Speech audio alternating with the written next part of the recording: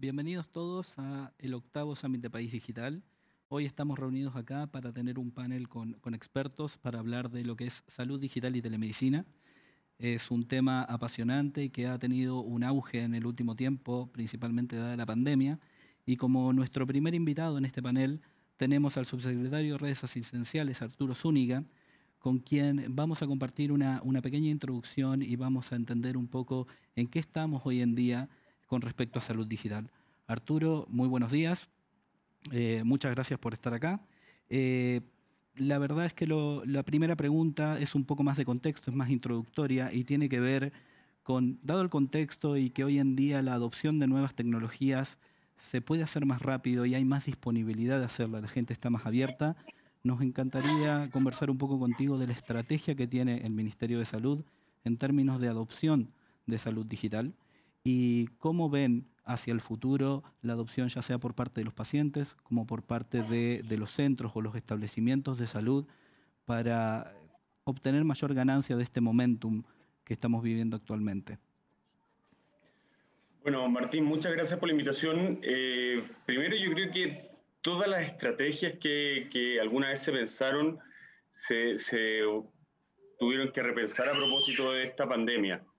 Lo que ha hecho el coronavirus de alguna forma ha provocado, ha forzado a que todo el avance que hemos tenido en estos 5 o 6 meses de pandemia probablemente ha superado el avance que hemos tenido en los últimos 5 años. Que en algún minuto se pensara si era ético, si era legal realizar una teleconsulta, ahora ya quedó más que establecido que es un desde. Y de esa forma hemos podido avanzar muchísimo. Y esto va no solamente de lo que es una teleconsulta, de lo que podría ser a lo mejor una revisión de una mamografía a través de teledistancia, que eso ya es un desde, insisto, sino que también esto ha forzado a que tengamos que repensar nuestros hospitales. Ahora nosotros estamos en un proceso de revisión de diseño de infraestructura de nuestros hospitales a propósito de esta pandemia y a propósito de lo que provoca la telemedicina en la atención de los pacientes. Y en ese sentido hemos seguido avanzando. Ahora estamos viendo la forma en cómo vamos a expandir una teleconsulta que se centró en un principio en lo que es teledermatología o consultas asincrónicas, en lo que es una consulta propiamente tal, y no solamente para lo que es psicología, no solamente para lo que es psiquiatría, sino que para expandir en todas las especialidades que sea posible realizar una teleconsulta. ¿Y por qué? Porque sabemos que esta pandemia lo más probable es que dure otros 10 meses más, que ojalá que dure otros 10 meses más y no sea más. Tenemos que pensar que esta vacuna lo más probable es que llegue primer trimestre, primer semestre del próximo año, y en ese sentido todo el trabajo que hemos estado realizando es poder seguir atendiendo a las personas, no solamente en lo que respecta a coronavirus, sino que en el resto de las patologías. Y en ese sentido tenemos que estar conscientes de que hemos dejado una cantidad importante de consultas que no se están realizando y tenemos que volver a realizarlas de una forma u otra. Y aquí el sentido, la salud digital va a cobrar una relevancia gigantesca. O sea, el poder realizar las más de 8 millones de consultas que nosotros realizamos en el sector público al año por especialidad, no se puede hacer de otra forma que no es a través de telemedicina, y eso lo tenemos clarísimo. Los hospitales hoy día ya están volviendo a realizar estas consultas y las están realizando a través de telemedicina.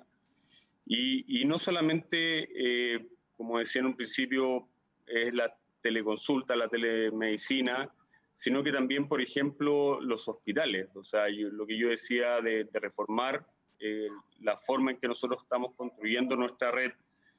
Un hospital, por ejemplo, que está un poco más alejado de un centro urbano. Ese hospital hoy día tiene la posibilidad de realizar teleconsulta para ver un electrocardiograma, tiene la posibilidad de realizar una consulta para ver si es un accidente cerebrovascular o no. pero eso se tiene que expandir y transformar estos centros que son más chicos, que a lo mejor atienden a una población que está alejada de un centro urbano, a poder determinar cualquier problema de salud desde ese lugar. Y eso hoy día se está reformulando, estamos viendo qué hacer con esos hospitales que nosotros llamamos comunitarios, para poder otorgarles esta tecnología que les permita tener una resolutividad o una posibilidad de derivación a un centro de mayor complejidad de forma inmediata. Y eso, como insisto, se vio forzado, afortunadamente, a propósito de esta pandemia, para poder incorporarlo lo antes posible. Y eso ayuda muchísimo, o sea, la dignidad, en el buen sentido de la palabra, que se le otorga a los pacientes, permitiéndole tener una resolutividad de alta complejidad en cualquier lugar del país, es algo que hace 2 años atrás, 1 año atrás, nadie lo hubiese pensado. Arturo, una última pregunta. Si bien en Chile estamos muy avanzados y somos referentes regionales en términos de adopción tecnológica en los establecimientos, esta idea requiere también de no solo crecer en la inclusión tecnológica, sino también que esos datos que nosotros estamos recolectando sean capaces de ser utilizados para otro tipo de fin también, para investigación, para sacar valor agregado, sean capaces también de conversar uno con los otros, de interoperar. ¿Eso también es parte de lo que están revisando en términos de estrategia de salud digital internamente? Eso, Martín, es lo más difícil. Nos ha costado muchísimo, no solamente a este gobierno, sino que varios gobiernos atrás han intentado esta interoperabilidad entre los distintos establecimientos, ya sea desde el nivel central, ya sea interconectando sistemas que cada uno de los servicios de salud, que cada uno de los consultorios o hospitales tienen. Y ha sido lo más difícil, porque es un cambio cultural, no es un cambio tecnológico. O sea, decirle a un servicio de salud, ya no tienes que operar con este sistema, tienes que cambiarte a este otro para obtener la interoperabilidad, es bastante difícil. O sea, sabemos lo que es adoptar una tecnología, pero más difícil aún es cambiarle esa tecnología a un médico que ya se acostumbró a escribir en su ficha médica. Y en ese sentido lo que nosotros hemos avanzado, que viene desde marzo del 2018, es en la tributación, o sea, que algunos datos esenciales se tributen de forma centralizada con el objetivo de tener esta información, como tú lo mencionas, es lo que se está avanzando. Y en lo segundo, para no imponer este cambio de sistema, porque es demasiado complejo poder evangelizar en ese sentido, desde que el médico que está en el consultorio de la isla de Chiloé hasta el hospital más complejo de la región metropolitana, es que hemos avanzado en la interoperabilidad, o sea, que conecten, que cada uno de los servicios, cada uno de los hospitales se pueda conectar con otros hospitales, pero que tributen cierta información, es hacia donde estamos avanzando, más que en imponer un sistema único que vuelva a cambiar todo el tema de la cultura, porque ya eso se ha intentado anteriormente y no hemos tenido buenos resultados. Pero sí en la interoperabilidad y en ese sentido sí ahora estamos avanzando, ya tenemos servicios que están interconectados y estamos avanzando, por ejemplo, Araucanía Sur está avanzando con Araucanía Norte. ¿Por qué? Porque también existe una dimensión geográfica que resulta ser bastante más útil, que es que la persona que vive en Araucanía, en Temuco, lo más probable es que se atienda ahí en un 90% de las ocasiones y a lo más el otro 10% se atienda en Valdivia o se atienda en la ciudad de Angol, Los Ángeles.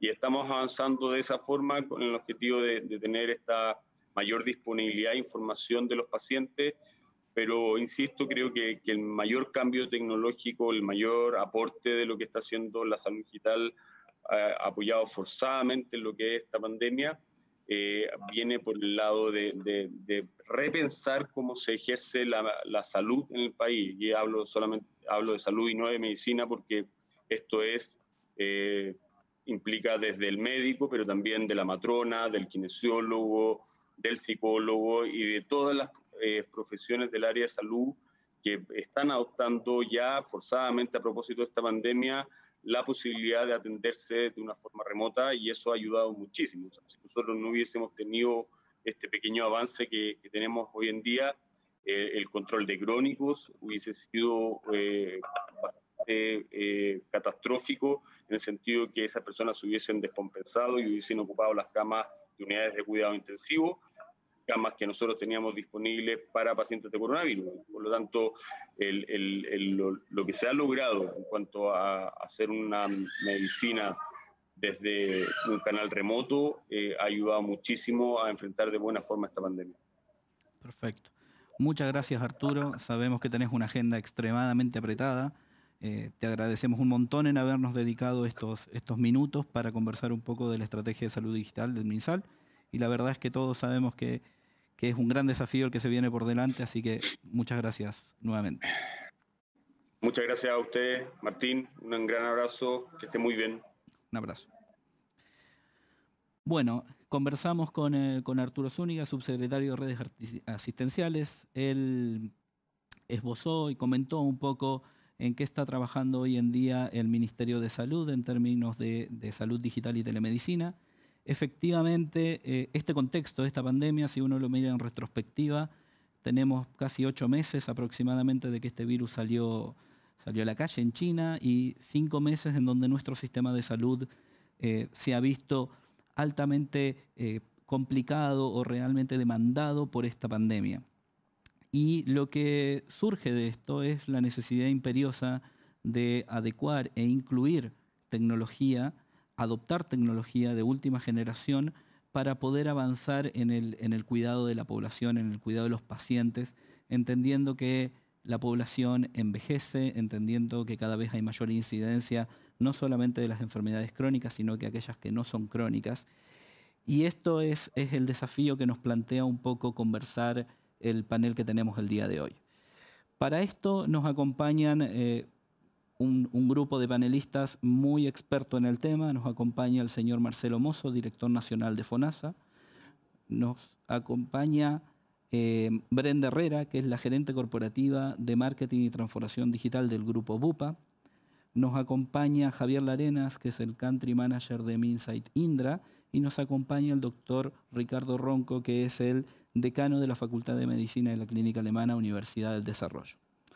Con ellos tenemos la idea de conversar, y queremos ver un poco su perspectiva con lo que tiene que ver las estrategias que sus instituciones o de sus posiciones actualmente donde están, qué han hecho, cómo lo han visto y cómo podemos avanzar en darle sinergia, darle velocidad, darle energía a este nuevo roadmap que nos está dando.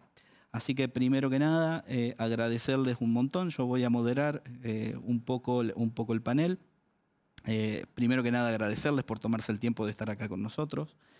Y ojalá esto sea una conversación muy fluida en donde podamos poner nuestras experiencias y su enorme experiencia en estos temas.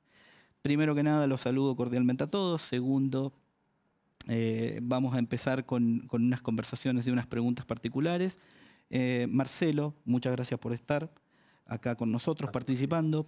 La primera pregunta que tengo es un poco que nos des un poco general tu experiencia de lo que ha hecho FONASA en términos de telemedicina, en términos de salud digital, entendiendo los nuevos desafíos que han sucedido en los últimos meses. Gracias, Martín. Un saludo a País Digital. Gracias por la invitación, y también al resto de los panelistas. Bueno, lo primero es entender un poco cuál es el rol de FONASA. FONASA tiene como principal rol el lograr acceso a la salud para sus beneficiarios. Uno de los temas que es más complejo dentro de la salud pública es el acceso a la salud. Eso se ve reflejado en diversas encuestas, por ejemplo, en todo lo que tiene que ver con listas de espera y las personas que están esperando, que en las encuestas dicen ese es uno de los problemas de la salud pública. O también tiene que ver con el tema del acceso a especialistas, por ejemplo. Es otra de las cosas que salen siempre en las encuestas por muchos años, respecto a los problemas que tiene la salud pública. La telemedicina para nosotros es algo que viene de alguna forma a ayudar y a cooperar en términos de lograr de que ese tipo de situaciones se disminuyan, esas brechas se disminuyan. Nosotros ya en el año 2019 habíamos estado pensando en un país donde tenemos una inequidad geográfica importante. Por ejemplo, dentro de Chile no tenemos la misma cantidad de especialistas en Arica que en Punta Arenas, que en Santiago. Y eso se ve reflejado cuando uno va a las diversas regiones y habla con las personas y dicen aquí, por ejemplo, no hay, qué sé yo, hay solo 2 pediatras, aquí hay solo lo que sea de especialistas. Entonces dijimos, nosotros tenemos que comenzar con el tema de la telemedicina como FONASA, porque de alguna forma cuando FONASA codifica algo, lo que ocurre es que también mueve al sector privado. Entonces, por eso es importante siempre, en el rol que yo ocupo hoy día, siempre pienso de que al hacer algún efecto en el sector público también tengo una arista en el sector privado y por lo tanto tengo que ser responsable respecto a eso. Luego comenzamos a trabajar el año 2019 en temas de telemedicina, tratando de codificar especialidades. Nos buscamos apoyos ahí, por ejemplo, con el CENS, el Centro Nacional en Sistemas de Información en Salud, con el cual trabajamos junto con la Corfo y varias universidades. Y también buscamos apoyo a través del Colegio Médico, con sociedades médicas, etc. Nos encontramos con varias resistencias. No es tan simple la cosa. Ahora se ve simple, pero el año pasado no fue simple. Algunas sociedades médicas se resistían, existían profesionales que se resistían, decían esto no, porque va a cambiar la forma. Lo dijo el subsecretario, hay un tema cultural importante. Todo nuestro mundo, por ejemplo, público, está pensado de una forma territorial. Los servicios de salud son territoriales. Todo lo que es el mundo de la atención primaria es territorial. El financiamiento de todo eso es territorial y puedo hablar más adelante sobre todo eso y lo que necesitamos modificar también para que esto de alguna forma de verdad se expanda como todos queremos. Entonces comenzamos a trabajar eso y finalmente logramos que 6 especialidades médicas pudiesen tener códigos de telemedicina a partir de enero de este año. Dentro de eso exigimos un montón, eso lo llamábamos nosotros telemedicina, tenía un montón de requisitos, tenía requisitos de, por ejemplo, si alguien se adhería a estos códigos, tenía que tener ciertas capacidades mínimas sus sistemas, etc. Ser de una forma acreditados por FONASA.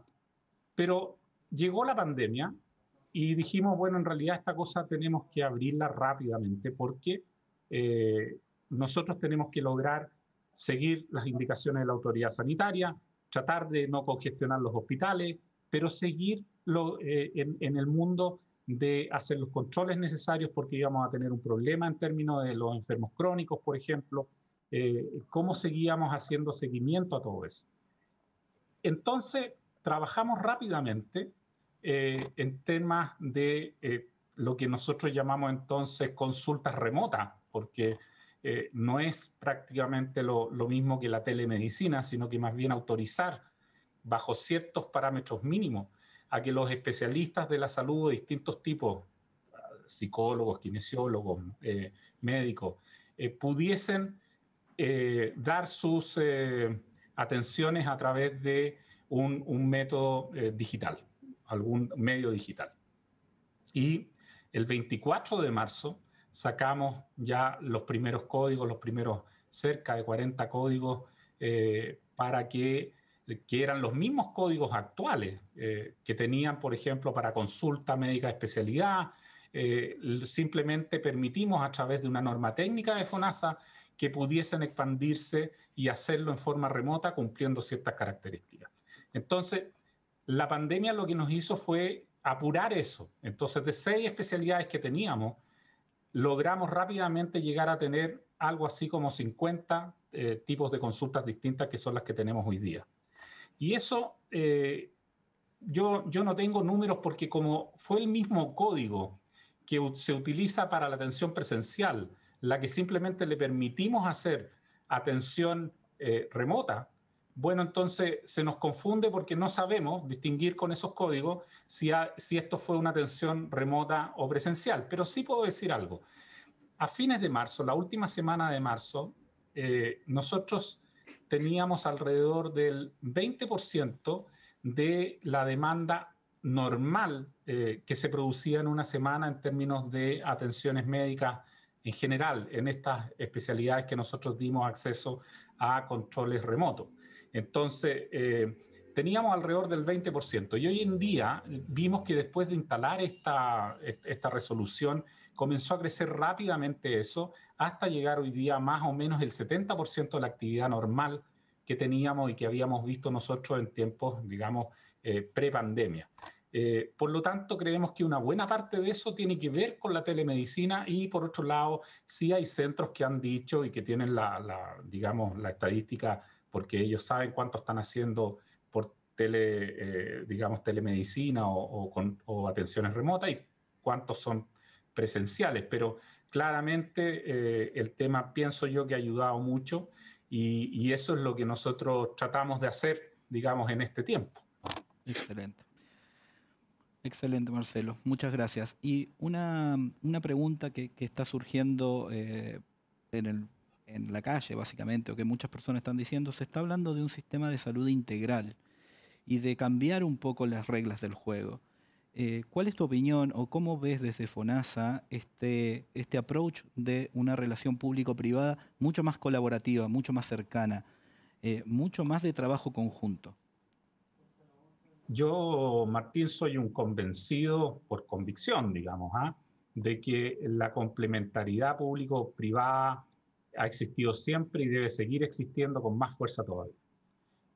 Lo que ocurre, Martín, es que en medicina y en salud en nuestro país las pasiones se desatan rápidamente. Entonces, gran parte de los avances que queremos tener en todo este tipo de sistemas se nos permea o se nos, de alguna forma, se va modificando producto de pensamientos que tratan de llevar aguas a sus molinos, digamos, y no tratar de juntar lo que es lo mejor centrado en el paciente. Desde esa perspectiva, una integración o complementariedad público-privada, repito, ha existido siempre. Nosotros como FONASA todos los años tenemos que contratar, por ejemplo, para las campañas de invierno, donde los hospitales públicos no dan abasto, tenemos que hacer licitaciones para poder derivar. O hay situaciones como las garantías de oportunidad GES, donde, por ejemplo, en el mundo de diálisis, bueno, el 80% es privado, porque no tenemos capacidad para darlo en el sistema público. Esas son las situaciones en las cuales tenemos que complementarnos. Lo mismo en términos de lo que estamos viendo hoy día, cuando uno mira, por ejemplo, todo este sistema de red integrada que hemos logrado para el COVID. Yo, por ejemplo, no he escuchado que el problema haya sido en esta pandemia el hecho de que alguien no haya tenido acceso a un tratamiento. Los problemas pueden ser derivados de financiamiento en algunos casos o derivados de temas de traslados, lo que sea, pero la red integrada ha funcionado perfectamente bien, bien manejada. Yo siento que hemos tenido un gran logro en ese sentido. Ahora, ¿cómo hacer de que esto funcione? Para mí hay que tener reglas claras. Lo único importante son las reglas claras. O sea, yo no estoy, desde antes yo estoy convencido de la complementariedad, pero creo que se requieren reglas claras. Por ejemplo, nosotros presentamos un proyecto para reformar FONASA, en la cual se habla de una red que integra FONASA, que FONASA es el que de alguna forma negocia, pero en forma transparente, donde hay ciertas premisas mínimas. Por ejemplo, que el precio a pagar sea el mismo que el precio que se le paga a un hospital público que a una clínica privada, por alguna patología en particular. Y de hecho para eso, bueno, hay cosas más técnicas, pero hemos avanzado mucho en el mundo de pagar a través de grupos relacionados a diagnósticos, GRD. Tenemos que hablar también el día de mañana del financiamiento de todo esto a través de este mundo ya yendo a lo que es telemedicina o salud digital, yendo a un mundo en el cual tengamos las formas de traspasar los dineros que no sean territoriales. Hoy día, por ejemplo, una cosa que es importante, En la atención primaria yo pago un per cápita. Entonces, como pago un per cápita, lo que ocurre es que un consultorio se adscribe a una cantidad de personas y esas personas se atienden en ese consultorio. ¿Qué pasa si ese consultorio tiene capacidad ociosa y yo logro que un doctor de ahí pueda atender a la persona que es de la comuna del lado, a través de telemedicina, por ejemplo? Bueno, entonces el problema es que eso no ocurre hoy día y no se hace porque simplemente a ese doctor no se le paga por atender a las personas de la comuna del lado. Eso tiene que ver con financiamiento y ese tipo de cosas tenemos que revisarla a la luz de todo lo que estamos aprendiendo en esta pandemia, en la integración, la complementariedad y la salud digital. Muchas gracias, Marcelo. Súper claro el mensaje. Siguiendo un poco con la temática de la colaboración público-privada, le voy a pedir un poco la ayuda en esto a Brenda, que es del lado del privado. Ella trabaja en Bupa. Entonces, Brenda, ¿cuál ha sido tu percepción o cómo han visto esta colaboración público-privada en estos tiempos en donde se ve que ha habido un avance en esto? Sí, bueno, primero muchas gracias por invitarme al panel y un saludo a todos los panelistas también. Nosotros desde el lado privado, por lo menos en Bupa, creemos que el trabajo que se ha hecho en cuanto a la coordinación del sector público y del privado ha sido muy bueno. Hay muchos ejemplos muy buenos y yo destacaría algo que recién comentaba Marcelo, que es todo el tema de la coordinación de las redes, de los prestadores. O sea, gracias a eso creo que pudimos gestionar eficientemente recursos y en momentos muy críticos de la pandemia, efectivamente nadie se quedó sin tratamiento, nadie se quedó sin una cama y eso es impresionante considerando lo que se ha visto en otros países y en países súper desarrollados donde finalmente los recursos no dieron abasto, ¿no? Así que creo que ha pasado, eso ha sido muy bueno. Por otro lado, creo que existe una gran oportunidad de construir un ecosistema sólido entre todo lo que es el sector público y todo lo que es el sector privado. O sea, nosotros todavía trabajamos como sector público por allá y sector privado por acá, y si lográramos hacer converger e intercambiar información de manera más eficiente, seguramente le daríamos una mucho mejor experiencia a todos los pacientes de cualquiera de los sectores, ¿no? Solo por poner un ejemplo, con esta masificación que hemos visto de las videoconsultas, sale el desafío de ofrecerle las videoconsultas como un buen servicio a todos los pacientes FONASA. Para nosotros eso es súper importante, la regulación es muy clara, se valora muchísimo, pero luego viene el desafío, ok, cuando lo llevamos a la práctica, ¿cómo hacemos para gestionar la forma de pago de los pacientes de FONASA en el sistema privado? Eso requiere cierto tipo de integración, cierto tipo de intercambio de información, cierta construcción conjunta para llegar a una solución que a los pacientes los tenga satisfechos y que facilite todo este proceso, ¿no? Que sea súper expedito, no solo el tener la videoconsulta, sino agendarla, pagarla, todo el proceso. Y eso solo se consigue trabajando en conjunto. Yo no puedo estar más de acuerdo con Marcelo cuando él dice, oye, reglas claras para poder avanzar. Sí, eso es súper importante. Y le agregaría que además de reglas claras, tenemos que tener proyectos conjuntos. Si el sector público y el sector privado tienen proyectos conjuntos, vamos a llegar a entregar cosas concretas. La torta, como dicen, se tiene que comer a pedacitos, ¿no? Pero tenemos que definir qué pedacito nos comemos primero para ir construyendo un ecosistema mucho más integral, mucho más rico para todo el mundo. Perfecto. Y sumando a eso un poco, porque hablaste de proyectos nuevos, hablaste de proyectos conjuntos y todo lo demás, desde tu rol de encargada de transformación digital en el Grupo Bupa, esto me imagino hace un par de meses debe haber sido un cambio gigantesco y deben haber estado corriendo con un montón de proyectos nuevos y todo lo demás. ¿Cómo ha sido ese proceso? ¿Qué proyectos de transformación digital te ha tocado llevar adelante? ¿Cómo ha sido esto de hacerlo con un fast delivery, hacerlo bien rápido? ¿Y cómo lo han tomado los pacientes del otro lado, del otro lado de la campana? Sí, bueno, primero me gustaría contarles que el Grupo Bupa, no sé si todo el mundo es familiar, somos un grupo internacional, tenemos nuestra base está en Inglaterra y tenemos muchísimos años en salud. Y una de las principales estrategias que tiene el grupo a nivel global es justamente la digitalización, con lo cual no es algo que comenzó con la pandemia ni hace 2 años, es algo que el grupo viene trabajando fuertemente hace bastante tiempo.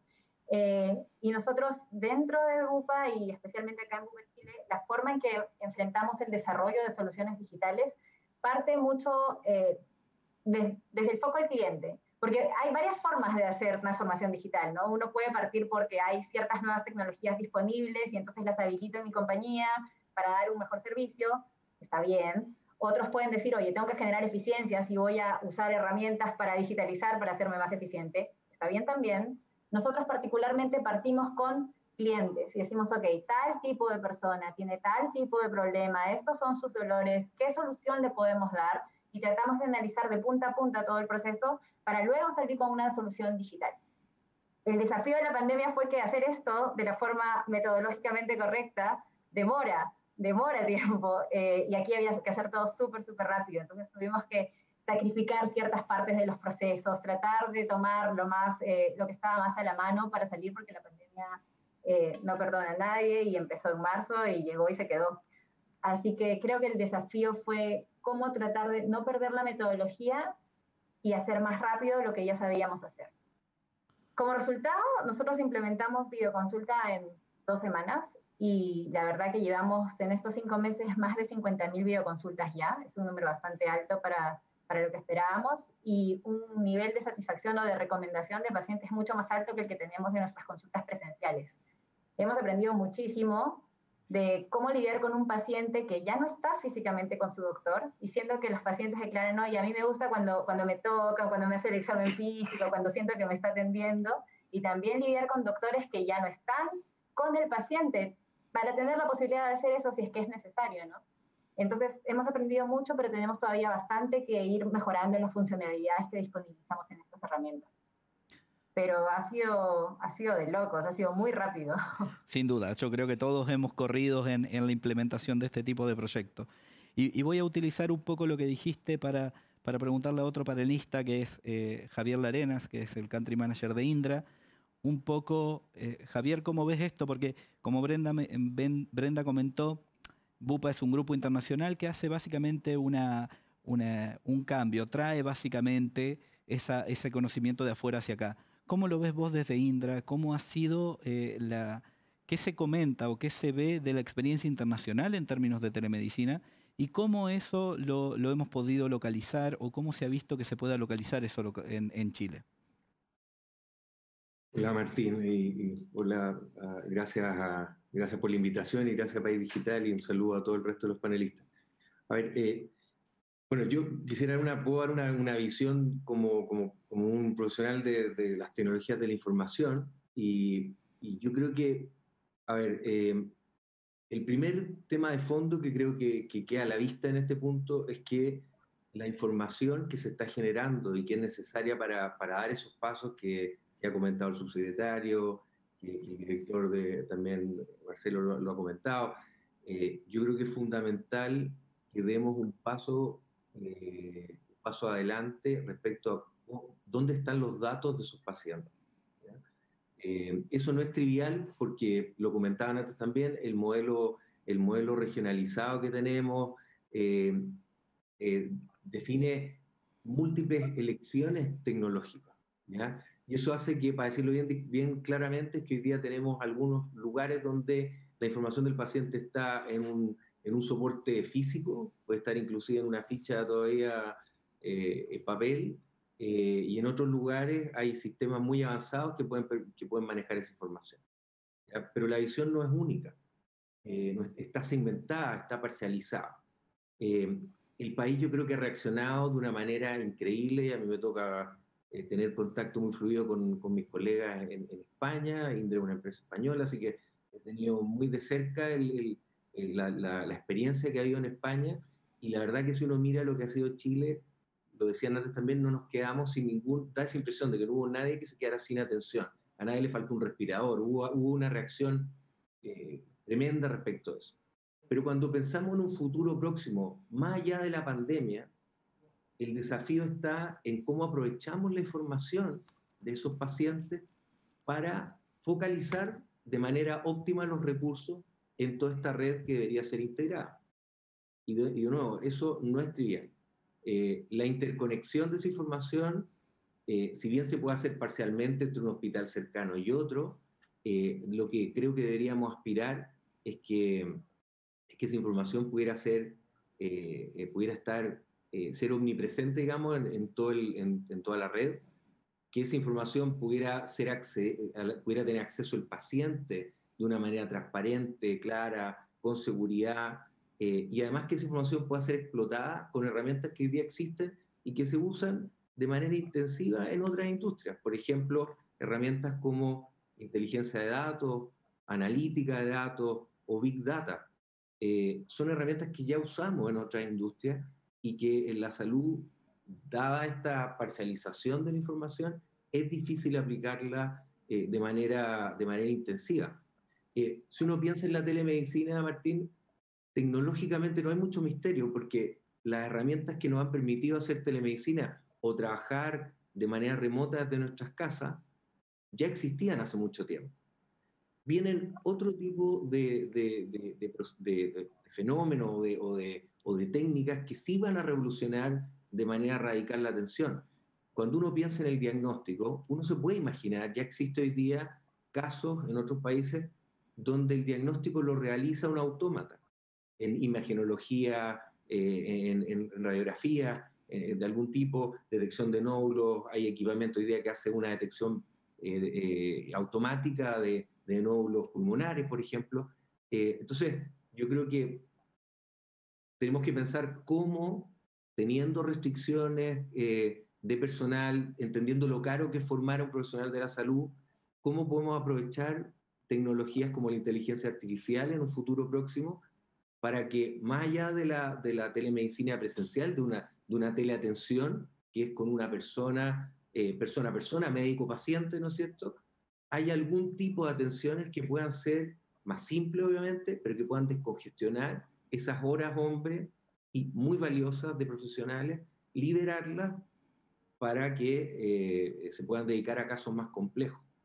Y solo para contar un último ejemplo, hoy día estaba leyendo una experiencia que se está desarrollando en China, que la verdad es impactante, pero creo que nos da una visión de lo que podría ser el futuro, donde una empresa está instalando una especie de kiosco para autoatención de pacientes y que tienen incluida una farmacia móvil y permiten que un paciente acceda a ese módulo de autoatención, tal como hoy día accedemos a un cajero automático, pueda plantear sus síntomas o sus problemas, tenga una primera respuesta en caso que los síntomas sean, que es totalmente autónoma, e incluso pueda recetar un tratamiento.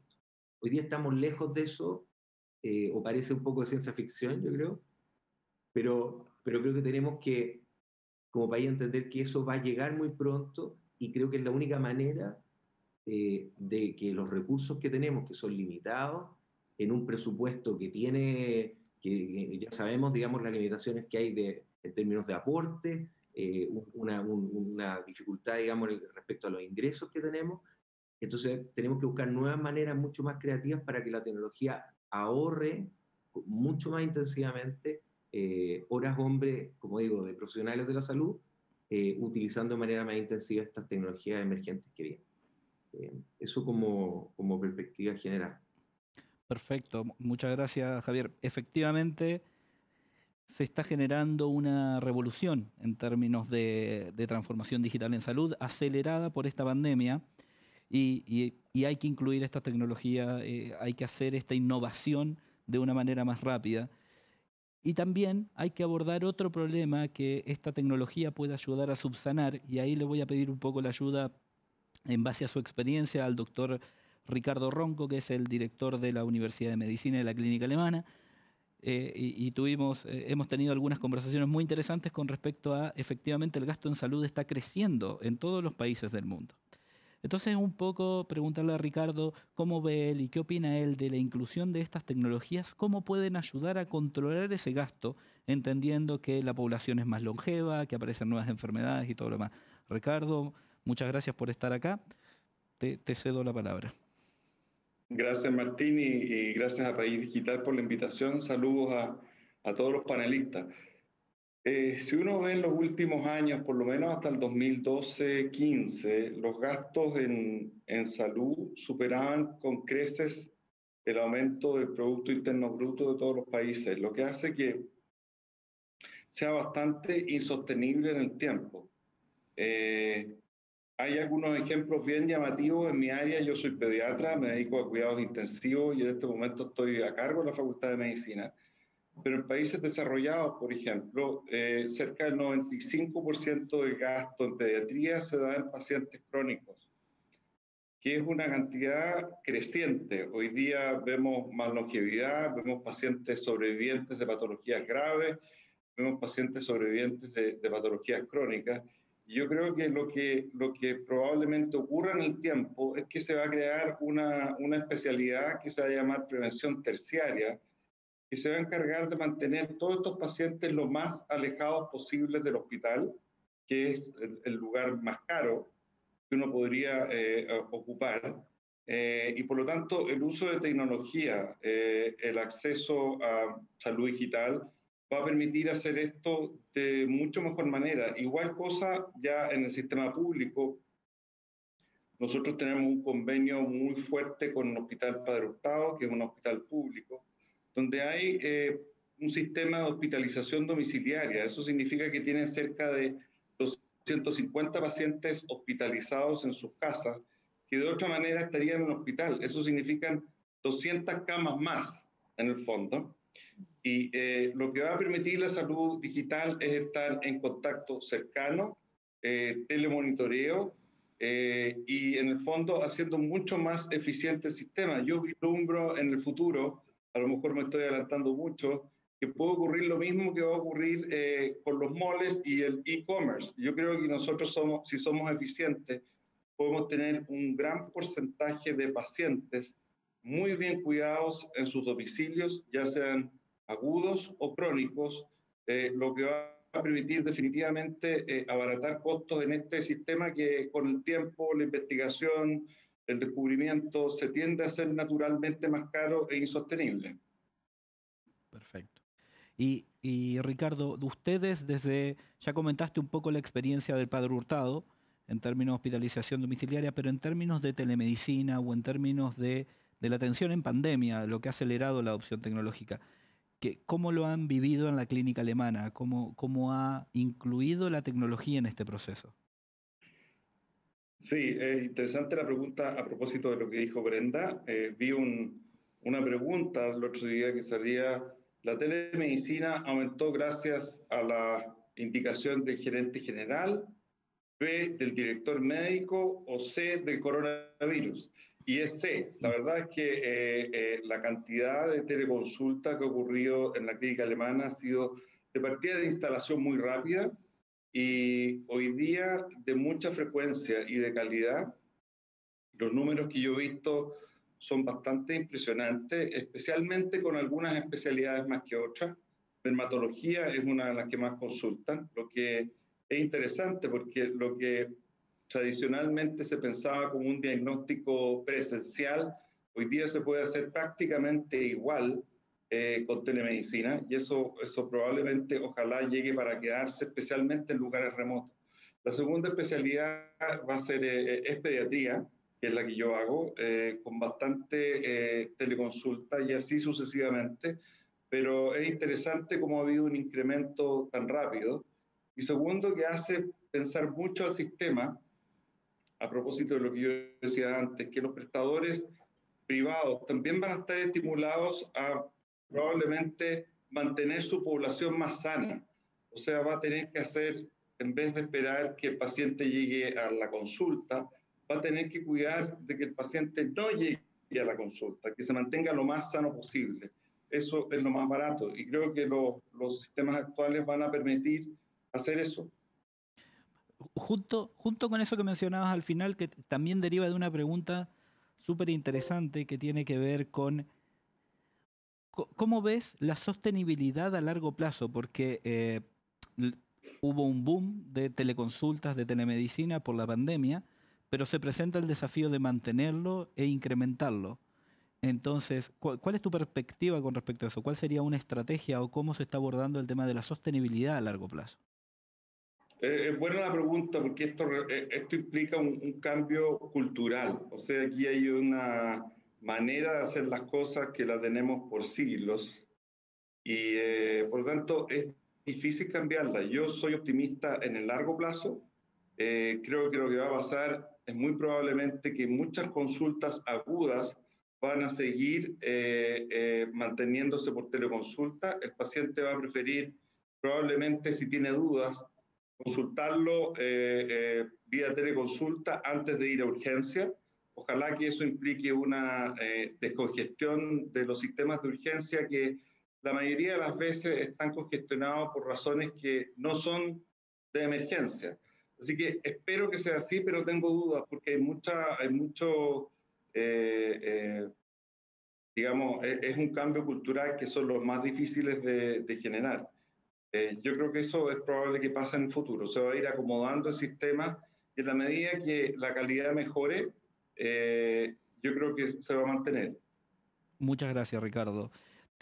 Me gustaría tener la perspectiva de la sostenibilidad también de Marcelo en relación al sistema público. ¿Cómo ve el sistema público, cómo ve FONASA la sostenibilidad de la teleconsulta, la telemedicina, en un momento en que la pandemia baje un poco? Marcelo, ¿tienes alguna reflexión con respecto a ese tema? Por supuesto, yo concuerdo mucho con Ricardo respecto a que el gran desafío que tenemos es el cambio cultural. El cambio cultural, primero, yo creo de que el tema de avanzar y sostener lo que hemos ido ganando en términos de una medicina remota, una telemedicina, es importante porque nos ayuda a cerrar las brechas de inequidad en salud que tenemos en este país. Falta de especialistas, ya lo dije, por ejemplo, todo el tema relacionado con listas de espera para poder hacer consultas rápidamente. Todo eso nos puede ayudar la telemedicina.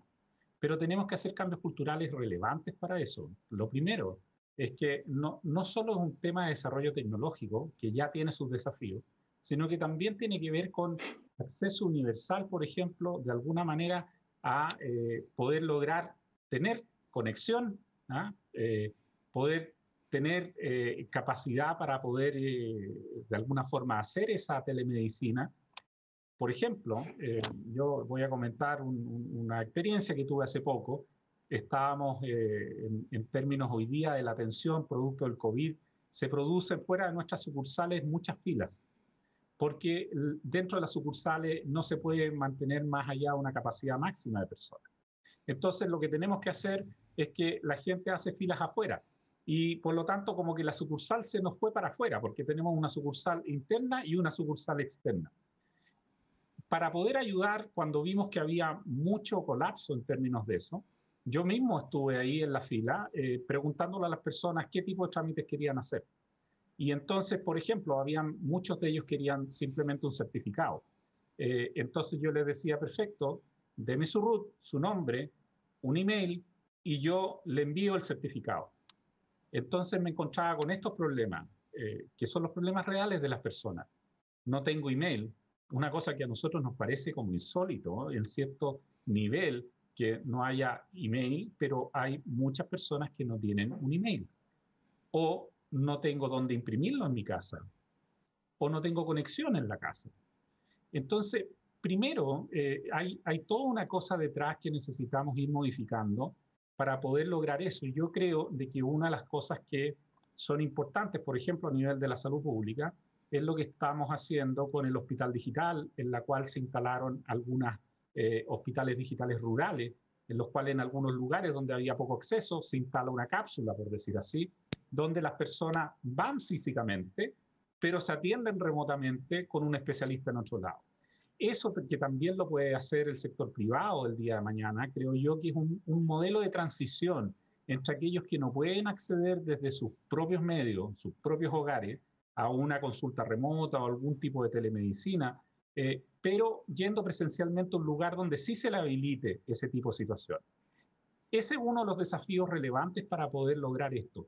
Y después hay otros desafíos más tecnológicos internos que hemos ido mirando nosotros, que tenemos que avanzar rápido. Por ejemplo, cosas tan simples como la compra de un bono. Me han dicho que en realidad, si bien está habilitado la compra del bono en forma electrónica para todo lo que es teleconsulta, no funciona tan bien, hay que mejorarlo. Entonces tenemos que ir y nosotros estamos trabajando en tratar de tener APIs abiertas donde muchos desarrolladores pudieran entrar. Hoy día dependemos de 2 o 3 empresas. entonces tenemos que mejorar eso. También tenemos que mejorar el tema de poder extender una receta médica electrónica, que todavía está entrampada en términos de si la firma tiene que ser electrónica avanzada o no, ese tipo de cosas que no nos permiten avanzar, porque al final uno dice, bueno, voy a una teleconsulta, por ejemplo, pero resulta que me dieron una receta, pero no la puedo tener, porque no la puedo usar, porque no, el señor no tiene, el doctor o el especialista no tiene una firma médica, perdón, una firma electrónica avanzada. O, por ejemplo, tengo que otorgar licencia médica electrónica, que también es algo que hemos avanzado muchísimo en los últimos par de años, en la cual hoy día más o menos el 90% de las licencias médicas son electrónicas, pero para poder darla vía una telemedicina o atención remota, se requieren otras capacidades que también hemos desarrollado con algunos operadores, pero que necesitan mejorar todavía. Entonces, hay desafíos en términos tecnológicos, pero el más importante es el desafío en términos cultural y también el modificar esa cultura que hay en todos los actores de esto, porque repito, cuando nosotros partimos en 2019 tratando de instalar códigos de telemedicina, una de las grandes barreras eran los propios especialistas. Una pregunta que hay que hacerse, por ejemplo, ¿tiene el mismo valor en términos de precio de arancel una consulta remota que una consulta presencial? Nosotros los aranceles que dimos para la telemedicina eran más bajos porque así lo creemos que deben ser alguna diferencia en términos de menor valor de consulta, el costo de la consulta, que una consulta presencial. Sin embargo, eso también tuvo su reticencia. Entonces, todo ese tipo de temas son temas culturales que vamos a tener que ir acomodándonos todos los actores. Perfecto. Totalmente de acuerdo, incluso con el tema del precio se ha conversado y es una discusión totalmente vigente. Y esto nos lleva a ver un poco lo que Martín, son las... perdón. Sí. ¿Te puedo complementar con Sí, un claro. punto respecto a la pregunta anterior que me gustaría que no pase desapercibido? Que yo creo que un tercer tema muy importante para la sostenibilidad de la telemedicina tiene que ver con el tema regulatorio. Es decir, hoy día existe como que la telemedicina en sí misma no está bien definida dentro de la ley, y yo creo que FONASA y la superintendencia han sido muy rápidos y han sabido adaptarse operativamente y han sacado resoluciones que nos permiten operar en el periodo de pandemia. Pero creo que hay muchas definiciones dentro de estas regulaciones que son solo para el periodo de pandemia, o por lo menos por ahora están definidas para el periodo de pandemia. Y uno se pregunta, bueno, y en el 2021, por ejemplo, licencias médicas, ¿no? Licencias médicas hoy día transitoriamente no tienen que ser presenciales, se pueden emitir por la videoconsulta, pero para el 2021 aparentemente tendríamos que volver a que sea presencial. Para la escalabilidad y la sostenibilidad de esto, todas las reglas tienen que quedar bien claras en el largo plazo, y no solo en la pandemia. Videoconsulta, Marcelo nos contó hace un rato que se han movido muy rápido para incorporar todas las especialidades médicas en el arancel privado, efectivamente está así, pero también está solo para el periodo de pandemia. Entonces también necesitamos pensar en esa regulación de largo plazo que le permita a todos los actores del ecosistema que debiéramos construir seguir desarrollando tranquilos, sabiendo que esto llegó y se queda, y que no después van a cambiar las reglas del juego en la mitad. Creo que eso es importante de considerar también. Totalmente. Eso mezcla dos cosas, a mi parecer. Mezcla uno la sostenibilidad de largo plazo, que es lo que estamos conversando, y también mezcla un tema de barreras de entradas, que existen barreras de entrada que son regulatorias o son de operacionales, por decirlo de alguna manera, pero también existen barreras de entradas que son de índole de adopción tecnológica propiamente tal. Y ahí me gustaría también, no sé si Brenda, ustedes en los procesos de transformación digital que han realizado dentro de Bupa, aparte de las barreras regulatorias y aparte de las barreras de sostenibilidad, porque hay una inversión que hay que hacer que uno la hace con gusto, si es de largo plazo, pero no si es momentánea, ¿qué otras barreras se han encontrado en el tema de la adopción tecnológica en este periodo? Sí, yo creo que una de las, no sé si llamarlo barrera, pero una de las dificultades y los temores que teníamos en este proceso, y me parece que lo dijo Arturo al comienzo, no estoy segura, tiene que ver con no saber si los doctores lo iban a adoptar o no saber si para los doctores era una buena herramienta o no. Y la forma de trabajarlo creo que fue muy buena, porque subimos a doctores claves a la mesa de diseño de nuestra solución de videoconsulta y hemos venido trabajando con ellos para ir mejorando las funcionalidades de lo que nosotros estamos trayendo a la mesa. Y eso ha sido clave, porque si tus principales usuarios de la herramienta no están convencidos de que tiene lo que ellos necesitan, y ahí empiezas a tener temas mucho más técnicos, quizá Ricardo va a ser familiar con esto, pero es como, ok, esta ficha médica es la misma ficha médica que uso todos los días o es otra, esto es una lata porque ahora tengo 2 fichas, esto va a llegar al sistema directamente o no. Bueno, todos esos detalles del diseño, del back office y de lo que el doctor ve, son muy importantes para lograr que ellos se integren a querer cambiar y a querer usar estas nuevas herramientas, ¿no? Pero yo creo que en Bupa lo compensamos muy bien subiendo a los actores a la mesa de trabajo y tratando de hacer un desarrollo colaborativo más que una imposición o más que traerlo de afuera y decir, ya señores, esta es la nueva herramienta que tenemos disponible. La co-creación fue un impacto positivo en el caso de la implementación de nuevas tecnologías para ustedes, entonces.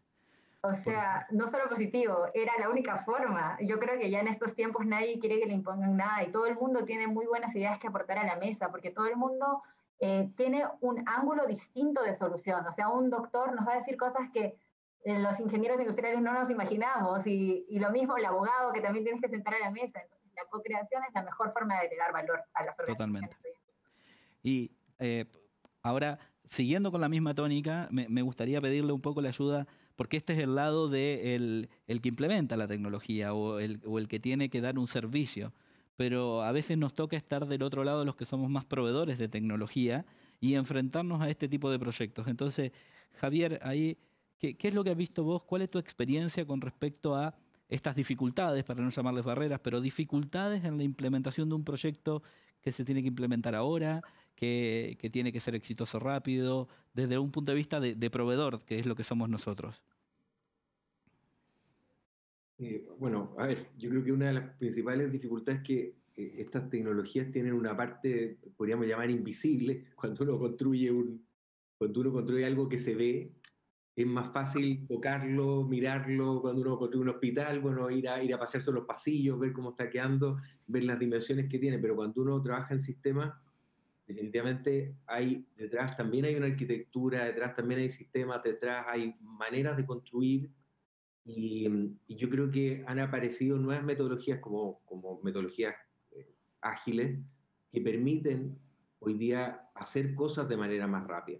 Pero creo que eso no hay que soslayar que detrás hay un proceso de ingeniería. Y por lo tanto, cuando construimos algo y lo ponemos en operación, y Brenda lo comentaba por los datos, bueno, están en este lugar, están en el otro, de alguna manera uno va determinando qué es lo que de qué manera esa tecnología, dónde van a estar las barreras, dónde están los límites que va a tener en el futuro. Entonces yo creo que otra barrera muy importante, ya lo mencionó también, es la barrera cultural, que es fundamental, porque la tecnología no existe por sí sola, tiene usuarios, y creo que ahí también hay un espacio para precisamente aprovechar herramientas como la propia telemedicina para llegar a un público mayor con educación que permita cambiar esa perspectiva. Si uno pensara, no sé, en los años 60, Chile tuvo un desarrollo tremendo en la medicina para eliminar y erradicar enfermedades infecciosas, ¿no es cierto? Y detrás hubo una campaña de comunicación tremenda. Bueno, hoy día que los usuarios de salud no tengan correo electrónico, debería ser una prioridad aprovechar precisamente canales digitales para poder ayudar también en la capacitación, para poder ayudar en la adopción, para ocupar lo que se conoce desde el lado del proveedor como gestión del cambio. Es decir, no simplemente implementar algo de una manera, sino que gestionar que ese cambio pueda ser adoptado de una manera, que se capacite a la gente como corresponde.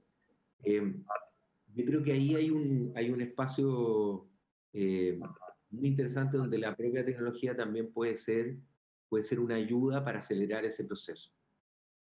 Totalmente. Efectivamente. Muchas gracias, Javier. Bueno, y ya cerrando un poco, voy a poner un tema que es un tema bien interesante y tiene que ver con un poco innovación en salud. Javier comentó un poco de las nuevas tecnologías y cómo integrar esas nuevas tecnologías a la atención en salud. Pero por lo general esto está vinculado también con un ecosistema de empresas pequeñas, con un ecosistema de startups, con cómo vinculamos estas empresas a que puedan ser parte de este ecosistema. En primer lugar, esas empresas necesitan información y es algo que ya conversamos. Pero a mí me gustaría preguntarle a Marcelo, ¿cómo ve desde FONASA la inclusión? Él mencionó incluso, de a veces tenemos dos o tres proveedores para algo, y quizá eso también se soluciona con innovación y con startups. ¿Cómo lo ves desde FONASA? ¿Cuál es la percepción? ¿Cuál es el camino a seguir en términos de innovación en salud? Sí, Martín, de hecho, nosotros hemos estado adoptando mucho lo que dice Javier de metodologías ágiles. Trabajamos dentro del sector público, existe un lugar que se llama, una institución que se llama Laboratorio de Gobierno, que son gente que nos ayuda a innovar, ¿ah? Y hacen mucho diseño de servicio y otras cosas. Con ellos desde el año 2018 que estamos trabajando en diversas soluciones. Y uno de los temas que pronto queremos sacar, digamos, para que muchos operadores de tamaños medianos o pequeños puedan operar con nosotros, es justamente que estamos rediseñando todo nuestro sistema de compra de bonos, de acceso a licencias médicas, de todo lo que tiene que ver con este ambiente, digamos, que trabaja para poder facilitar el acceso a la salud, con algún tipo de APIs que llamamos nosotros abiertas, en las cuales muchos puedan postular, en las cuales muchos puedan en forma transparente trabajar con nosotros y desarrollar sus propios aplicativos para que la gente se introduzca por los lugares que mejor le parezcan en términos de tecnología. Así es que para nosotros es importante tratar de abrir el abanico. En general, hemos ido, digamos, produciendo lo contrario, porque mientras más complejo se ha ido más especializando algunas empresas y por supuesto ellos dan muy buenos servicios, pero el problema de eso es que al final cada vez que queremos hacer una modificación tenemos que trabajar con ellos para poder cambiar las cosas. ¿Ah? Entonces, de hecho, cuando tuvimos que hacer el tema de los códigos remotos y luego poner licencia médica electrónica remota, tuvimos que trabajar con ellos, con los dos operadores que hay ahí para poder decirles, ok, esto es lo que queremos, diseñenlo, cámbienlo, etc. Las cosas no funcionan de una forma tan fluida, sino que al final empezamos todos a depender de poco y eso es lo que tenemos que abrir. Así que nosotros estamos por esa senda, queremos hacerlo pronto, ya estamos trabajando en eso y yo creo que de aquí a fines de año vamos a tener alguna apertura en ese sentido para que el próximo año tengamos muchos más operadores, distintos tipos y que de hecho las propias, de repente, gente como las personas de BUPA que están aquí o las personas de la clínica alemana, lo que quieran, desarrollen sus propios aplicativos y se conecten con nosotros. Si hoy día eso lo tenemos, la tecnología está para hacer eso, pero tenemos que trabajar para que eso sea una realidad. Perfecto. Muchas gracias, Marcelo. Bueno, creo que dado el horario, dado el tiempo, estaríamos cerrando este panel de salud digital y telemedicina. La verdad es que primero que nada quiero agradecer el tiempo de todos nuestros panelistas, Brenda, Javier, Ricardo, Marcelo, que muy gentilmente estuvieron acá acompañándonos por un poco más de una hora conversando de este tema apasionante y nuevo que es, o que tiene una nueva energía que es salud digital. Así que más que nada agradecerle a País Digital por darnos este espacio también y por poder participar del 8º Summit de País Digital el 1 y 2 de septiembre. Así que muchas gracias a todos y cualquier cosa nos estaremos viendo. Muchas gracias.